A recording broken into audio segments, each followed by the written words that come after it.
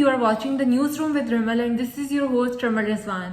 आज की वीडियो में हम डिस्कस करेंगे कि ट्रंप ने जो गजा के हवाले से 20 पॉइंट पीस प्लान अनाउंस किया था उसके अंदर कुछ मेजर अपडेट्स हुई हैं। ह्यूमन राइट्स वॉच ने कहा है that this 20 points peace plan does not directly address human rights issues or accountability for serious crimes committed since October 7th, 2023. Human rights watch ने गवर्नमेंट से डिमांड की है कि वो आर्म्स एम्बार्गो लगाएं, टारगेटेड सैंक्शंस लगाएं और इंटरनेशनल क्रिमिनल कोर्ट को सपोर्ट करें ताकि वॉर क्राइम्स को इन्वेस्टिगेट किया जा सके। उनका कहना है कि war crimes, civilian killings, displacement, hostages etcetera पे अब तक कोई जस्टिस मैकेनिज्म मीनिंगफुल नहीं बनाया गया।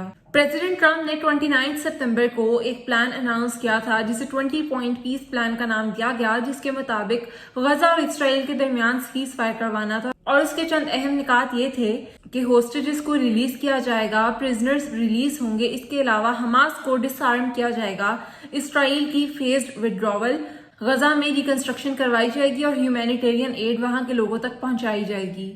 लेकिन सबसे बड़ी और मेजर प्रॉब्लम ये है कि अकाउंटेबिलिटी इस प्लान के अंदर कहीं भी हाईलाइट नहीं की गई, जिसको अब ह्यूमन राइट्स वॉच ने हाईलाइट किया है और इसके लिए ट्रंप को जिम्मेदार ठहराया गया है। इन सिंपल वर्ड्स, इस प्लान के अंदर सीज फायर, गवर्नेंस, प्रिजनर्स के एक्सचेंज को डिस्कस तो किया गया है, लेकिन सबसे इंपॉर्टेंट पॉइंट जैसे कि वॉर क्राइम्स की इन्वेस्टिगेशन, क्रिमिनल रिस्पॉन्सिबिलिटी पे नजर नहीं डाली गई। अब तक के अपडेट्स के मुताबिक हमास ने ट्रंप के इस 20 पॉइंट्स पीस प्लान को इन प्रिंसिपल एक्सेप्ट कर लिया है और सीज फायर के लिए उनके जो दोनों ग्रुप्स हैं वो इस वक्त मिस्र में मौजूद भी हैं। लेकिन दुख की बात यह है कि सीज फायर अब भी फुली इन्फोर्स नहीं हुआ और इसराइल की तरफ से गजा पर जारियत जारी है। जब से 20 पॉइंट्स पीस प्लान डिस्कशन में आया है उसी दौरान इसराइल ने गजा के 24 लोग मारे थे दोबारा से, और इससे पहले गजा के अंदर इसराइली फोर्सेस 67,000 प्लस फलस्तीनियों को मार चुकी है। इसराइली मिलिट्री के स्पोक्स पर्सन ने कहा है कि जनवरी 2025 तक उन्होंने हमास के 20,000 फाइटर्स मारे हैं। गजा में इंफ्रास्ट्रक्चर का बहुत बड़ा नुकसान हुआ है, वहां पे स्कूल्स, बिल्डिंग्स, अपार्टमेंट्स, लोगों के घर, रहने की जगह, हर तरफ नुकसान ही नुकसान है। इसराइल ने तबाह कर दिया है और अब देखना यह है कि सीज फायर के बाद कि इसको किस तरीके से रिकंस्ट्रक्ट किया जाएगा। और सबसे बड़ी बात है गजा में ह्यूमैनिटेरियन क्राइसिस, उन तक इमदादी सामान नहीं पहुंचने दिया जा रहा।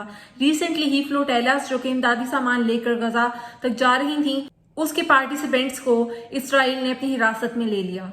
यहाँ पे चैलेंजेस ये हैं कि अगर 20 पॉइंट्स पीस प्लान के अंदर अकाउंटेबिलिटी का फैक्टर शामिल नहीं किया गया तो विक्टिम्स का हक खत्म हो जाएगा। विक्टिम्स को उनका राइट कैसे मिलेगा? जो अब तक इतनी शहादतें फलस्तीन में हो चुकी हैं, उनका जवाब कौन देगा? अगरचे कि सीज फायर हो जाएगा, गजा के अंदर जारियत बंद हो जाएगी, मासूम जानों को नुकसान नहीं पहुंचाया जाएगा, लेकिन जो इतना कुछ तबाह हो चुका है उसके लिए अकाउंटेबल किसको ठहराया जाएगा?